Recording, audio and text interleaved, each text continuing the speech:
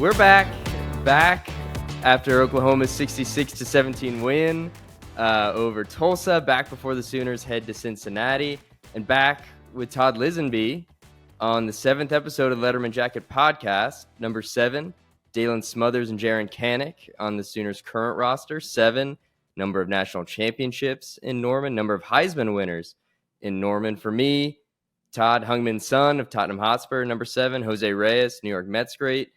What do you think of number 7? Who do you have to contribute to this list? Well, I immediately thought of winners. You went with Spurs and Mets guys. I would go, listen, soccer, CR7 is, the most noticeable one. I'm not a huge fan myself, but also not a huge fan. John Elway, a great 7.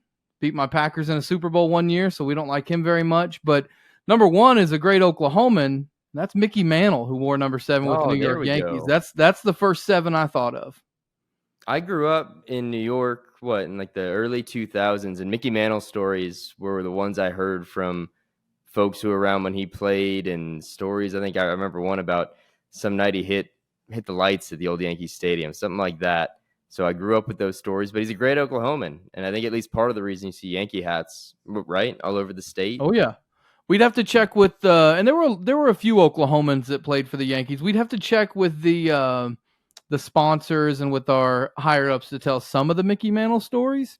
Probably don't want to get into all of them without checking first to make sure it's okay, or at least giving some sort of warning. But my dad always told a story. So my dad would have been, born in 56. So he was right in the Mantle era, was when he was a kid. And he always told a story about Chandler, Oklahoma. Used to have a famous baseball camp. It was one of the biggest baseball camps in the country until I think early 2000s. It kind of went defunct.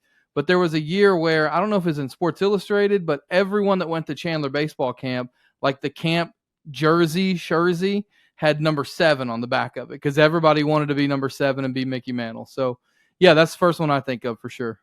That's pretty dang cool. It's enough Yankee talk on the podcast today or forever as far as I'm concerned. But Mickey Mantle and Chandler, we would have had to drive through or nearby Chandler on our way, my way. Oh, yeah. You didn't head out to Tulsa, but I was there. Well, you passed the Chandler exit for sure on the Turner Turnpike. There's no doubt about that. Right there by the Farm Fresh Dairy. That's right. The Highland Dairy. By the Highland Dairy. Apologies to the Highland folks. Glad he clarified. Potential sponsor? Maybe. Well, I drove down with Barry Trammell on Saturday to Tulsa. Not down, but across to Tulsa. And how was that experience? It was a blast. We had a good time. I'll tell you either at the end of this show or off air about our dining on the way home. We had a blast. Okay. Did he wax poetic about like Anchors Away or about Old Skelly Stadium and tell you like old Golden Hurricane stories or what? No, but I got a lot of good ones. And man, then you try to walk into a stadium with Barry Trammell and you're getting stopped every 20 feet by people who I just look like his handler because he was the celebrity getting stopped about every 20 feet. Beautiful campus. Nice morning to walk around campus. We were in Skelly Field at Chapman Stadium. Sold out crowd ultimately, and we were there to see the Sooners ultimately like really take care of business and to do so early against Tulsa on Saturday. A week before that, they let another AAC team, right, SMU, hang around in the fourth quarter. They didn't really leave those questions to be decided in Tulsa. They jumped on them. They threw the ball early. They threw deep early. They did both of those things successfully early, and this game was effectively over by the time we got to the second quarter. And the Sooners kind of cruised, which I think they needed before diving into Big 12 play this weekend with Cincinnati. But it was a strong statement. Where were you watching, and what did you take in for this one? Well, so the Sooners started at 2:30, and UCO started at 2. So I was kind of just looking down during TV timeouts for the first, half, 2.5 quarters of the ball game, and then listening to Toby Rowland's call on the rest of the way home. So I kind of did that Sunday where you watch back. You can find the YouTubes. I don't know if they're legal or not, but you can watch back every play without everything in between, right? And I went back and found one of those and watched it. So I as I was watching just on screen, I wasn't surprised. Like, I kind of thought this might happen. I guess I was a little bit surprised in how it happened. I just assumed that with everything that went down against SMU, that if OU was going to dominate in this game, it was going to be on the ground. Like, it was going to be physically up front. And while they did that to some extent defensively up front, offensively it just never really materialized that way. And I say that like not to take anything away from what an incredible game Dillon Gabriel had, and he is on fire right now, which I know we're going to talk about for sure. Yeah, I mean that was to me one of the stories, at least, was the passing game, because they struggled. Dillon Gabriel had 4 touchdowns, but they struggled in the air, and it was a disjointed performance against SMU in the passing game. So they sort of needed that bounce back, and they got it. And a week before against SMU, they talked about how there was a high safety, someone there to take the top off the field. This week, whatever Tulsa set up and OU felt from the jump, it could attack and go deep, and they did it. The first 2 throws Dillon Gabriel had, 55-yarder to Andrell Anthony, and then that 34-yard touchdown throw to Jaleel Farouk, and it was on from there.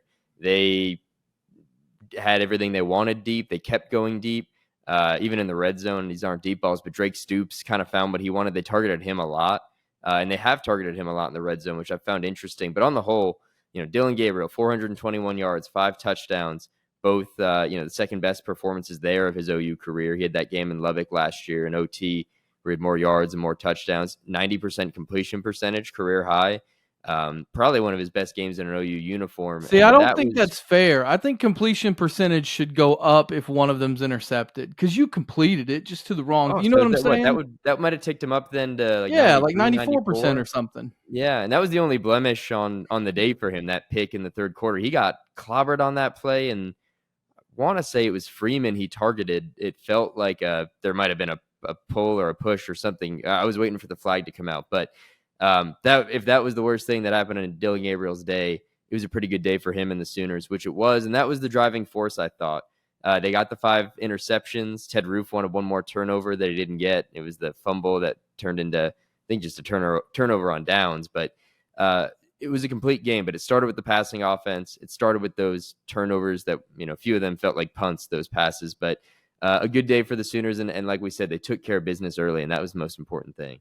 I agree with you. Like, a few of those did feel like punts, but I think in general, just the fan base is happy to see just defensive players making plays. It's been so long since people have seen that in Norman, especially when it comes to creating turnovers and to being opportunistic when those moments are there. Like, it feels like, and this, like, I'm sure you've had years where you followed Tottenham as a soccer fan where it's like the ball goes flying across the goal and there's never anyone to put it in, right? Just over and over and over. Maybe you haven't, because Harry Kane used to be there. But those games, those moments, they're frustrating as a fan. So while I don't live and die with Oklahoma football like some of the fans do, I can certainly understand having seen them just drop interceptions or not turn their head around and miss interceptions, or be in a spot where they could make an interception, but a guy doesn't break on it quick enough. That has happened more often than not in the last, almost a decade now, it feels like, with Oklahoma football. So I know there's cautious optimism because of the 3-0 start last season. That's totally understandable. But there is, I don't know how you feel, Eli, but it feels a little bit different to me this year than it did last year. And maybe that's because you have the frame of reference of last year going into this year. There's a lot about it that feels different. I think we'll get to that. I'm going to write about that this week. They're certainly telling us that. That's the vibe coming out of OU, is that, yeah, this, broadly can look like last year, but you look at the numbers, there's a lot of differences, especially on defense, and they're certainly feeling like they're further ahead from where they were a year ago this time. I mean, this time last year, they had just throttled Nebraska and they were prepping for K-State. I don't think we didn't know what was in front of us, but you talk about that defense, the turnovers, Alex Grinch would be proud, wouldn't he, of what they're doing and what they did. You said it, like, kind of right place, right time. These were not, Danny Stutzman's pick, and he got into the end zone this time. I guess, he'd been given a hard time last year at Iowa State, I believe. He got chased down. Didn't happen Rightfully this time. so. Like, he had the angle and everything. I think he just kind of lost track of where he was in the excitement. He got it right this time. Like, that pick was nice, and that took more than, and he explained it. He was like, you know what? Like, I've got decent hands, but I don't spend time in the jugs machine like the DBs do. But, Gentry Williams' pick was kind of a punt. Key Lawrence, Kendall Dolby the same, but Trace Ford, you had two picks by non-DBs. Trace Ford had to blow up that screen pass. Danny Stutzman needed the hands on that, and afterward Brent Venables said it too. They weren't making those plays last year. they weren't. He referenced, these are all rough counts, but 8 or 9 picks they felt like they should have had, not acrobatic plays, but easy ones. He called them layups that they didn't get. And you think about five games where they lost by a score, and if it's 9 turnovers that would have gone the other way, you're talking about different stuff. And so that's where even baseline, like whether this defense is light years ahead or just a little better, those are the simple things they weren't doing a year ago that they seem to be doing now. Then again, week 3 last year, the defense looked wonderful, and we know where it went from there. So that's where that cautious optimism has to be, but encouraging first few weeks and encouraging to close out non-conference play at Tulsa. I would just say 2 things real quickly. Number one, I think SMU is better than anyone they played in the first 3 games last year. I think I kind of land on that. I'm sure you're the same way. And then number 2, like, I'm a Green Bay Packers fan. I just watched the Packers lose by 1 to Atlanta, a golden opportunity to go 2-0 with 2 road games to start the season. They dropped 2 interceptions yesterday, on Sunday afternoon. So, like, that stuff does cost you games. And in college football, you lose a game, you're in big trouble, right? Like, the Packers have 17 games to make that up. They probably got to win 10 of those 17. When you're talking about the threshold of you can lose 1, maybe 2 games, you've got to take advantage of those situations. And I think it goes back to the conversation we had last week about Peyton Bowen. Oklahoma just has guys right now, it feels like, defensively, that they don't, like, you can't coach a guy to make some of these plays. You just have to know that they're going to make them, right? You can put them in position, but they have to make the plays. And it feels like defensively, Oklahoma has more of those guys this year than they had last year, which is why I think everyone's excited about where this thing is headed through 3-0 right now. And they've covered 3 times. Let's be honest. The people putting their little cheddar on the side, playing their parlay cards, are loving that too. I was in Norman this morning recording, Monday afternoon, and I asked Ted Roof, I said, all right, you guys were 3-0 last year, 3-0 this year. The signs are there, but what to you looks better about this defense? Where are they further along? And that, execution's the word, the exact thing that came out of its mouth. And that you don't really quantify that much on the box score. Maybe, executing a turnover, we see 5 turnovers, but things like execution are the things that simply you can't measure. They're the things that guys like Peyton Bowen do, and that guys seemingly more on this defense are doing. They have more guys to make plays, and they're making them. Now let's see when they go, to a Big 12 opponent, a new Big 12 opponent, but go to Cincinnati, a team running the ball as well as anybody in the country. Can they do it then? That's going to be the test of this team. These 3 games, we talked about it, Oklahoma versus Oklahoma. They largely passed that test. Now they're going to get tested a lot more. And we're going to see if this defense is for real. But I think probably the best thing you could say about this past weekend at Tulsa was they went somewhere they had to take care of business, and they just went ahead and did so, and it was smooth. It was everything a trip to Tulsa for Oklahoma should have been, and I think that's encouraging when you look at where they're headed now. What was and again, I was following most of the game before kind of the crowd started to sift out when I got home. What was your take on the percentage OU to Tulsa fans? So it kind of felt silly. Like, someone asked me before the game on Twitter, and I tweeted back at him. I said, a lot more blue than I expected, which when you're sitting at a Tulsa home game sounds silly to say. But I'll say, I'd say this was based more on what I saw outside than inside the stadium. The stadium was great once it was packed. I mean, 30,000 people in there. It was a beautiful day. It was hotter than a lot of us expected. Got a little muggy on the turf, but place was packed. That was awesome. But there was more blue than red pregame. I'll say that. And that maybe that was around the Chapman Commons, all that. But I was impressed by the showing out from Tulsa. I missed Sean Kingston. That was disappointing. I had to be back in the stadium. I was out by where he was performing. I will take credit. I was really hoping that you and Barry took in Sean Kingston together. That's what I was hoping to hear today. That's what we spent like 30 minutes in the car going over, is who Sean Kingston was. And but I'll say this. I did get to ask Rick Dixon, the Tulsa AD, last week. I said, you got Sean Kingston coming. What do you know about Sean Kingston? And he said, well, I've been on YouTube, and it turned out I knew one of his songs. So I give him credit. Credit to him.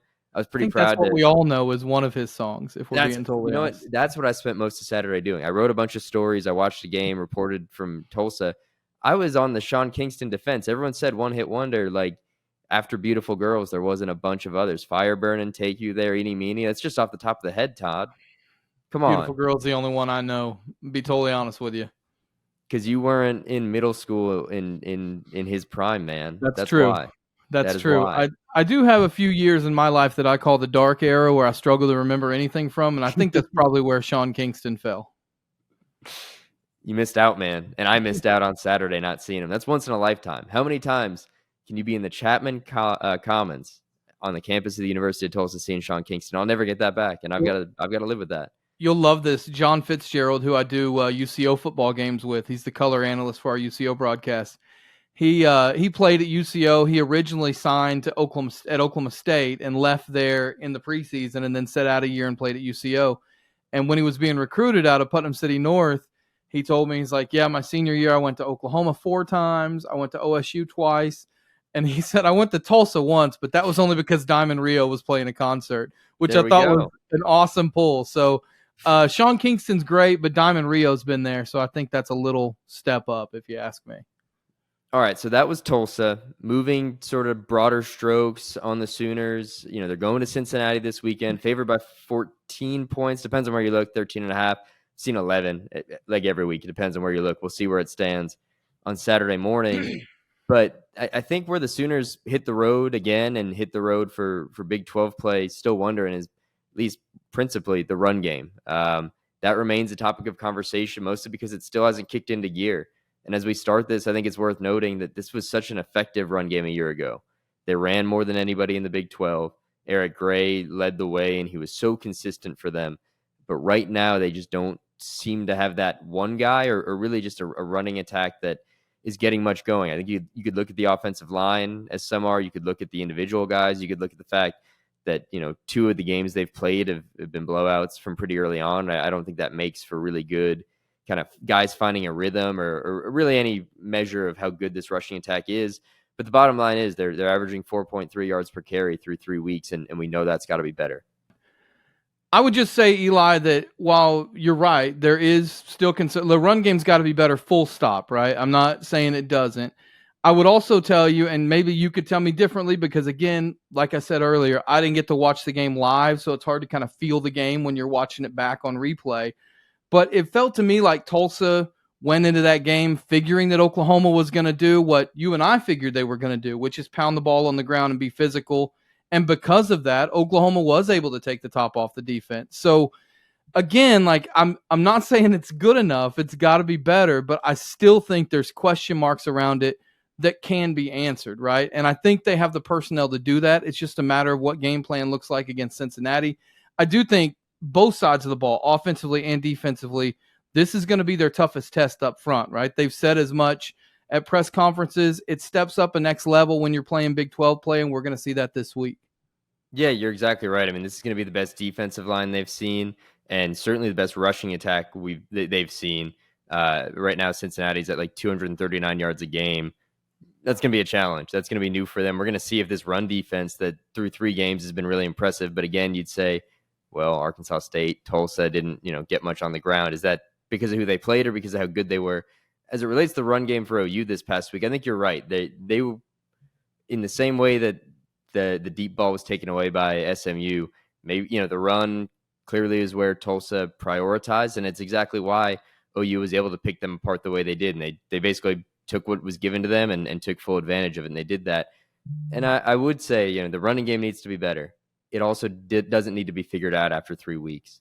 That's the only thing I'll say, is that in terms of finding who that guy's going to be, or maybe more likely 2 guys, that can develop over the next few weeks. I mean, they've got Cincinnati, they have Iowa State.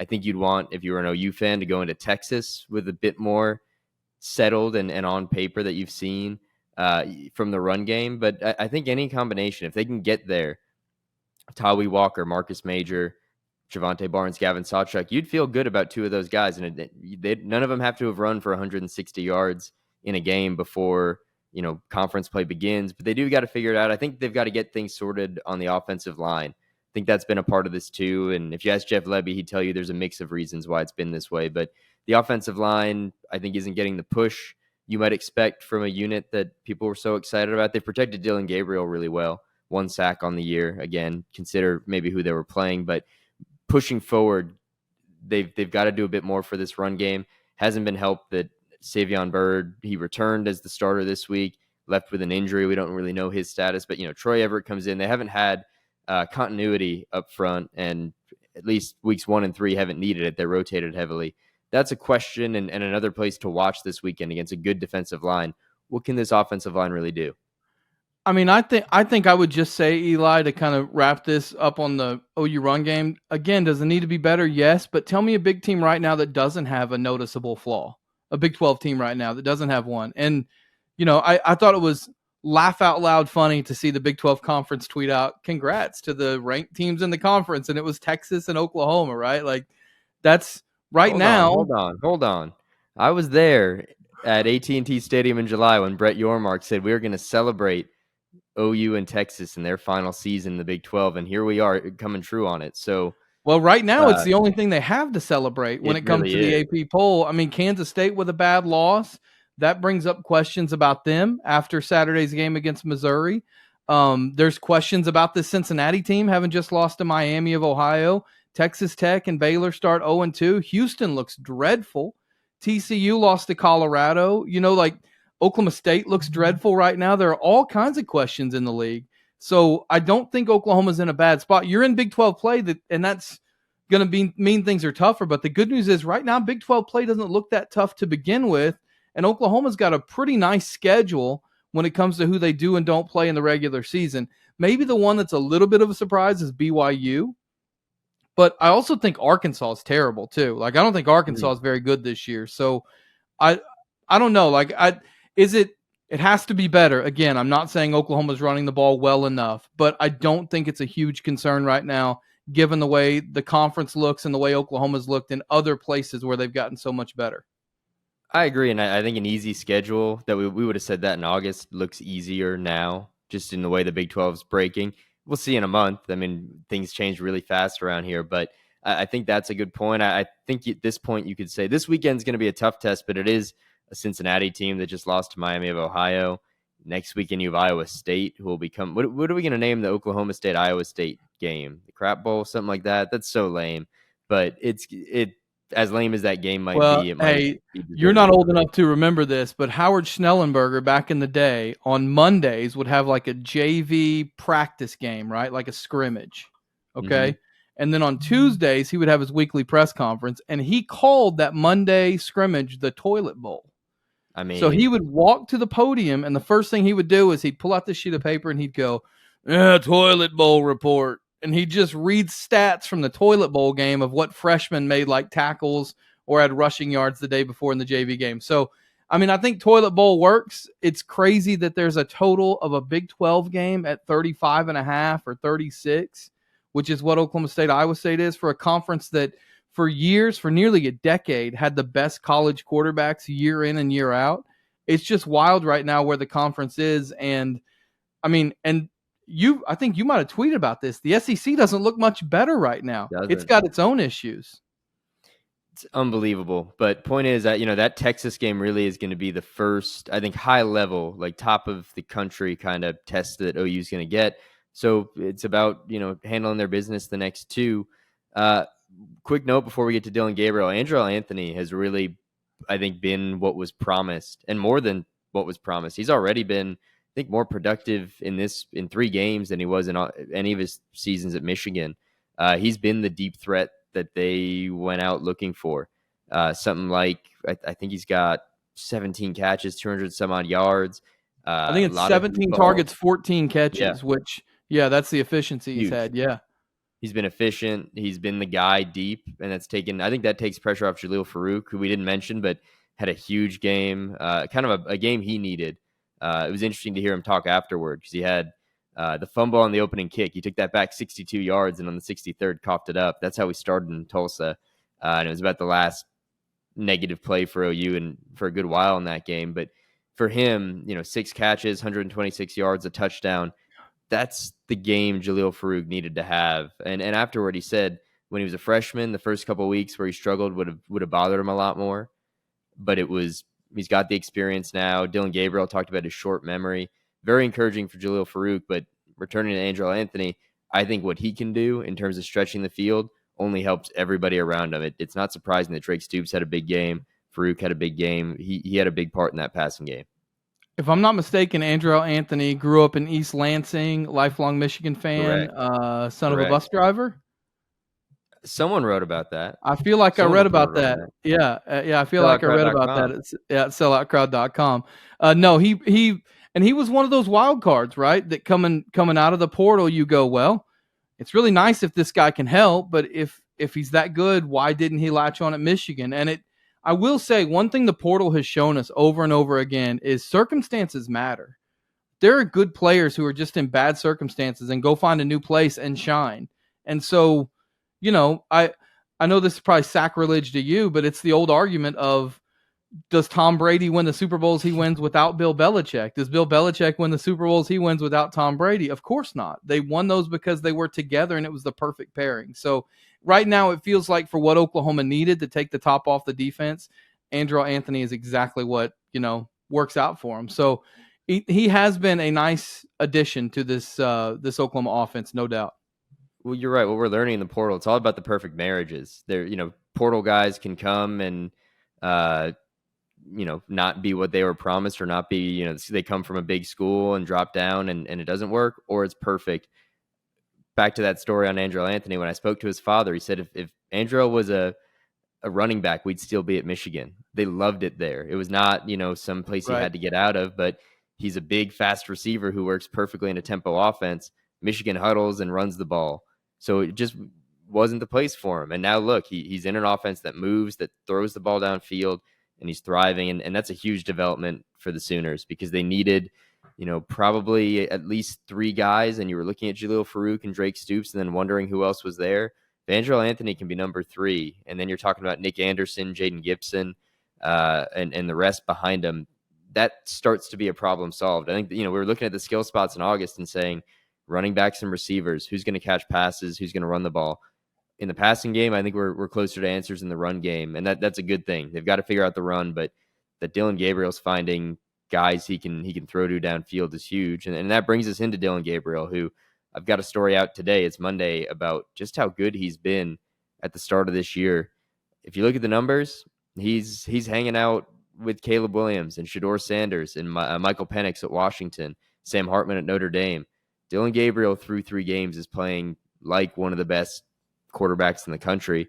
And that's huge for the Sooners. Not just that he's playing that way, but that a year ago where, things looked great some days and not so much others, and that he just, felt a tick below where you would have wanted him to be, feels like he's made up that ground. And we heard about it all winter and all spring and summer, but until you see it, it's all just talk.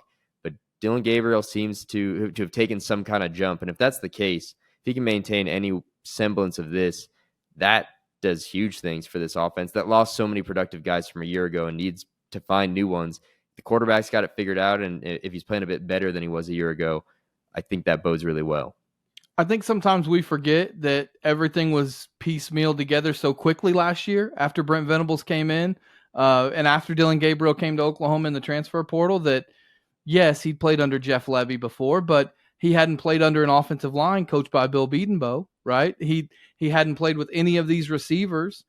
He didn't know any of the guys in the backfield, and that stuff matters. And I think last year, a lot of what he might have grown into as the season went along was not thwarted, but the schedule was knocked off course by the injury against TCU and the way that all went down. And then it felt like Oklahoma was kind of playing from behind, and the defense wasn't good enough for Dillon Gabriel, it ever felt like, to get back on his feet.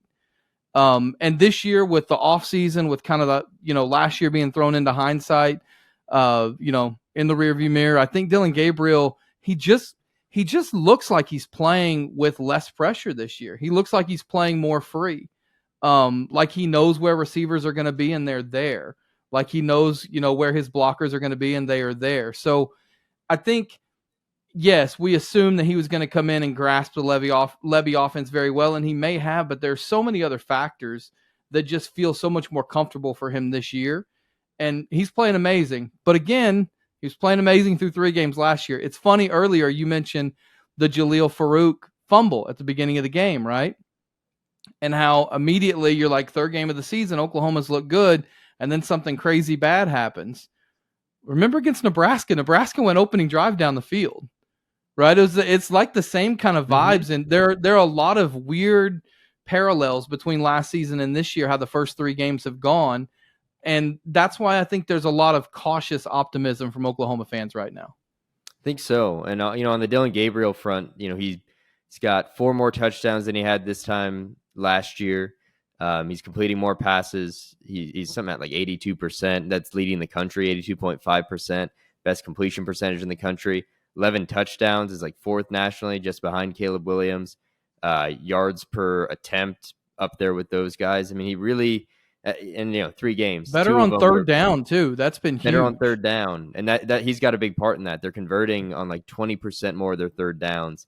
All of this, as you were just saying, take it with a grain of salt. Early season, Arkansas State and Tulsa, those games were a combined margin of 122 points in margin of victory.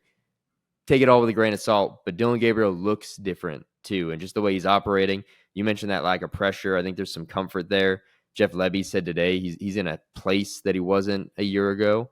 And so I think all that bodes well. And you can't understate both the fact that last year we hear all about how last year was disjointed in so many ways. One, it's silly to think that wouldn't have extended to the transfer quarterback, no matter how, much of a, strong-jawed leader he was from the jump. And also the fact that, he suffered a head injury right in October, missed Red River, returned and played 2 games basically when they lost to Baylor on that first weekend in November. I think any semblance of what that season was going to be was over, and it was clear kind of what level they were at. So in that sense, he played 2 games after the concussion before they lost to Baylor. Then they went to West Virginia, and it was, in a lot of ways over by then. So probably shouldn't be understated what last year was like. And again, the fact that he looks as good as he does now, I think is encouraging. Good for him, and it's a big deal for the Sooners.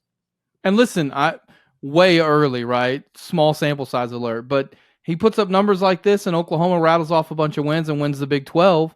I don't know that he'll win a Heisman, but he'll probably get an invite to New York with numbers like this. So wow. Again, small sample size alert. He's got to stay healthy, and he's got to do it over and over.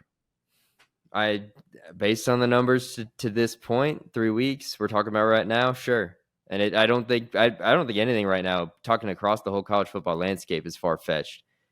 Colorado's 3-0. That would have seemed far-fetched last month.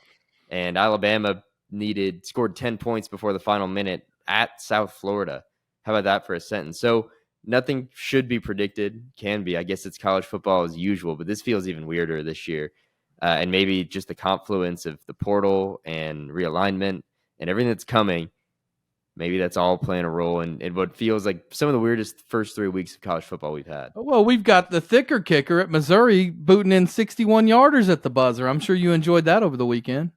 Oh, man. He's got a burger in Columbia named after him. It's a whole NIL thing. The thicker kicker, it's a burger at Campus Bar and Grill. The real secret at campus, there's 2. One, I don't even know if they can still do this. Thursday nights used to be 75-cent triple wells at Campus Bar and Grill. Okay. Meaning triple pour for 75 cents. Best deal in the town. And then Sundays, they did $1 quarter pounders. So you'd go in and get like 3 of those and a basket of fries for $6. Golden. I like what I'm hearing. I've never been to Columbia. But if I go, you need to be my travel guide. Maybe we change that. I don't know. It could be a travel blog next year. We can just do video, get a camera, the whole thing.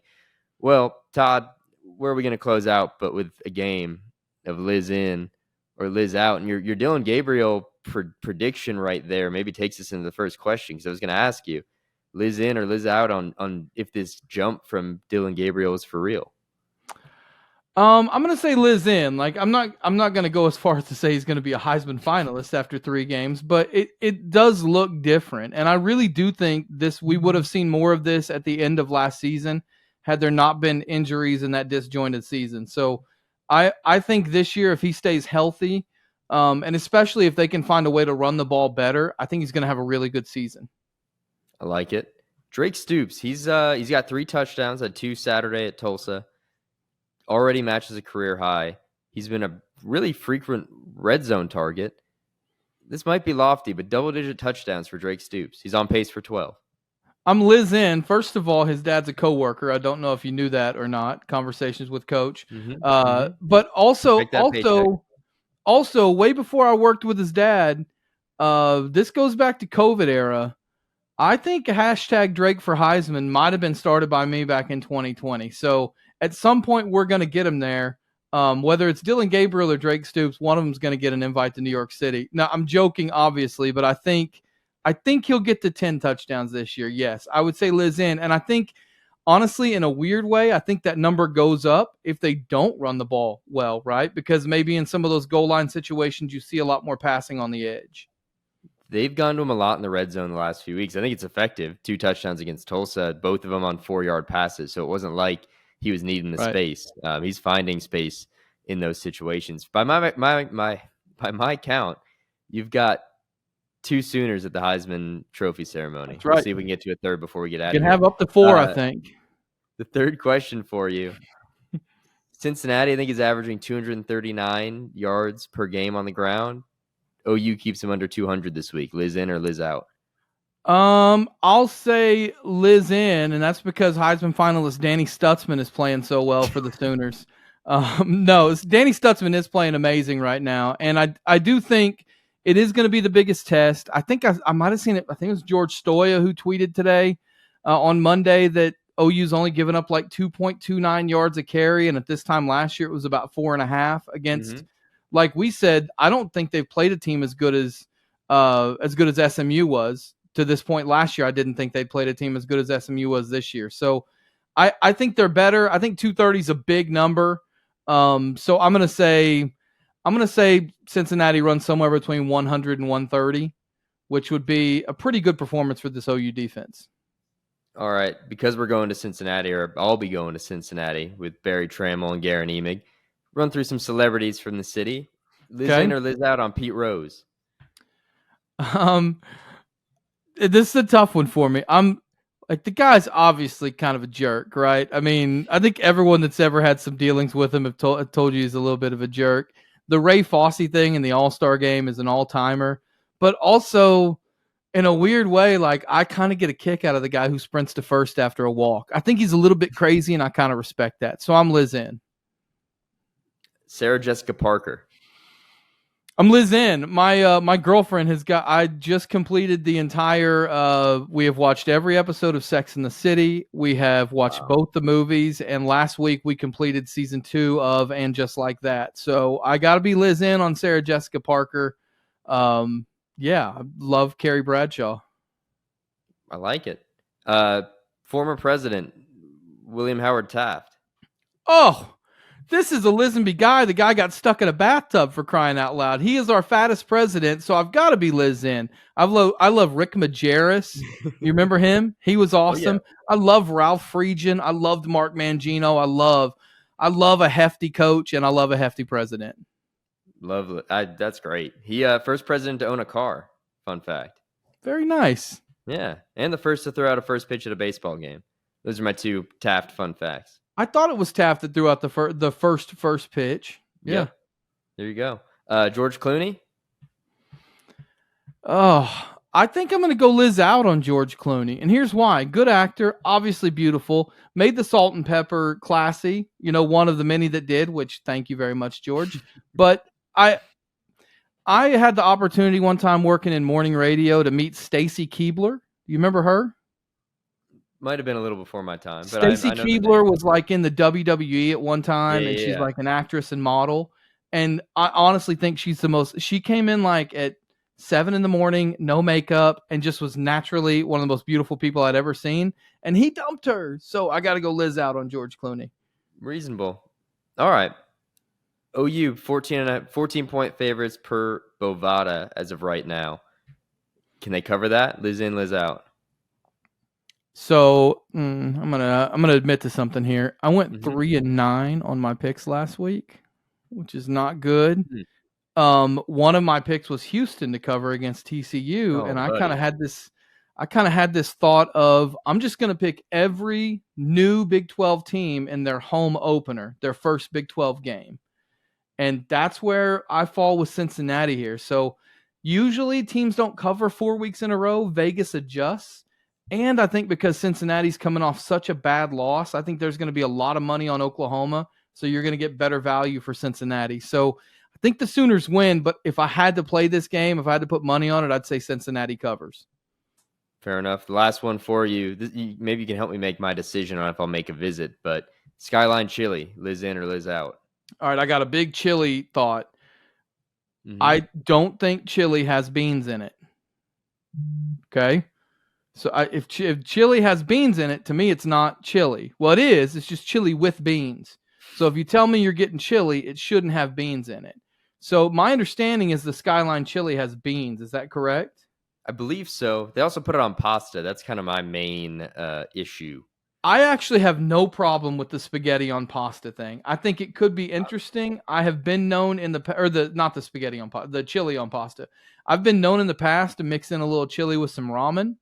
So Okay. I've done that. I've done that trick before when I've been, like really poor in the ramen and mustard and chili and Vienna sausage days. But I can't do it if it's got beans in it. I don't need legumes on my pasta. I'm out if there's beans in it. If I can do no beans, I'll try it. Well, we'll report back here next week if I do try it. I don't think it's likely, but if it's for the content, or I said it on to someone earlier, if Garen Emig buys a few beers and then it's time, I'll consider it. But I don't think Skyline is in my future. But Todd, that does it for this episode of Lederman Jacket Pod. Pleasure as always. I'll be headed to Cincinnati later this week. We will have another podcast later this week. Garen Emig coming on with me to preview the Sooners trip to Cincinnati. As always, find us on Apple, Google, Spotify, YouTube, everywhere you get your podcasts. And Todd, everyone can find our stuff at selloutcrowd.com. Per usual, a whole lot of good stuff going on there. What are you going to have going on there this week? So I'm going to be talking to one of the Hutchins brothers, TBD, about some Oklahoma State stuff. I believe you and I are going to get together and do a little I love how we kind of do the little proper football / American football crossover. So we might do that a little bit this week as well. And I've got another one in the works that I don't want to just say just yet that I'm working on for this week. So got that. I've got my college football picks against the spread coming out at selloutcrowd.com as well. So fade those if you want to win some money. Fabulous. Well, we will be back later this week on the Lederman Jacket Pod. As always, thank you for joining. And if you haven't yet, join the crowd. Come on. What are you doing? It's time.